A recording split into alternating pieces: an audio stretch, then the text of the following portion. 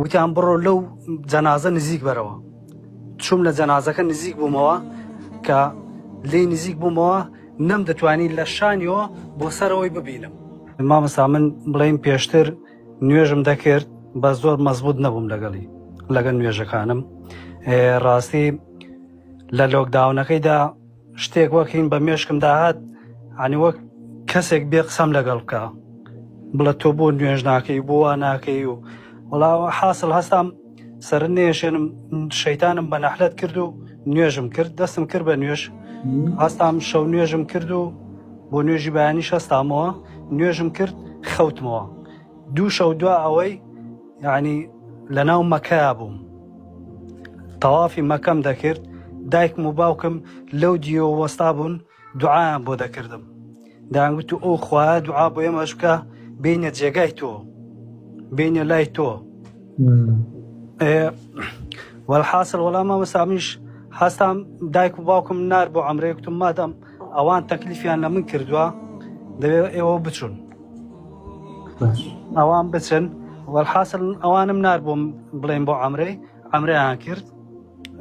دوا ئەوەش ماوەیەکی زۆری بەسەردا ڕۆی خەوێشکم بینی خەوەکەم بینی وەک ژوورێک وا بوو مرد و شۆر بێ بەس بڵێ مرد و شۆرەکە بە کاشیوانە جوان بەرز کرابەوە لە ناو ژوورەکەی ئەو شوێنەیە مردووی لێدە شۆڕەیە.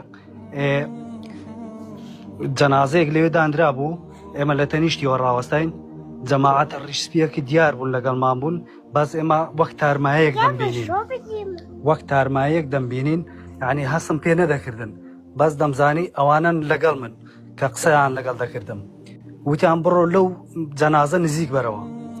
چوم لە جەنازەکە نزیک بوومەوە کە لێ نزیک بوومەوە نەم دەتوانی لە شانیەوە بۆ سەرەوەی ببینم. هەرچەندی هەوڵم دەدا ئاوڕم ئادایەوە بیبینم یعنی نەم دەتوانی بیبینم دیار نەبوو. ئەویش پیاوێک یعنی وەک کەسێکی نورانی وابوو وتی ئەوە پێغەمبەرە صلی الله علیه وسلم ئەوە خۆشەویستە بڕۆ لێ نزیک بەوە. مامەستا کفنەکەی یعنی لە سپیبوونێ هەرچەندی باسیکەی بۆ سپیبوون یعنی کەمە وەسفیکەی لە سپیە کفنەکە بڵێ هەموو لەشی دانە پۆشرا بوو پارچە پارچە بوو کفنەکە پارچە پارچە بوو دسمی زۆر جوان بوو یعنی دەستم لەسەر سینگی دادێنا دەستم بە سینگیەوە دەنا دەستم لەسەر سکی دانا وتم یعنی ئەوە خۆشەویستە. پیاوەکە لە تەنیشتمەوە ڕاوەستا بوو وتی بەڵێ ئەوە هەوە ئەوە خۆشەویستە.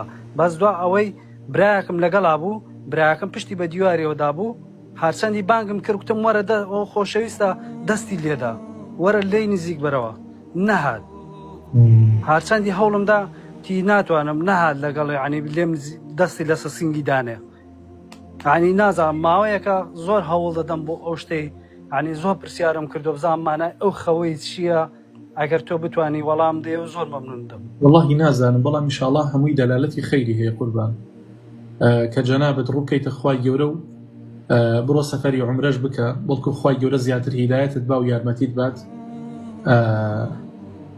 خەوەکانت ئینشاڵڵا لە یعنی بەرنامەمدا هەیە ئینشاڵڵا عەمرەی بۆ دەکەم ئینشاڵڵا عەمرەی دەکەمەوە هەر لە بەرنامەمدا هەیە ئینشاڵڵا بەس جارە مناڵەکانم تۆزی بردن تۆزە گەورە بێ ئینشاڵڵا ئەو ساڵ دەچین ئینشاءڵڵا خوا یارمەتیت دا قوربان چاوەڕێی مناڵ مەکە مناڵ خۆی خوای گەورە خۆی ئەیپارێزێ و وەڵا بە دڵنیاییەوە چاوەڕێی مناڵ مەکە برای گیان چکە تۆ نەبەیانی مامۆستا بۆ لایەنی ئەوەیەوە کە بڵێن دایک باوکم ناردووە عنی جایز دەبێ بڵێن کە دوعام بۆ کردوم کە ئێمەش بچینەوە جێگایەوە وەڵڵی خۆت کردووە قوربانگیان دایک و باوکت ناردوو و خوای گەورە لیان وەرگرێ و هیدایەتی تۆش بدا و خوای گەورە عاقیبەتت خەیر کات.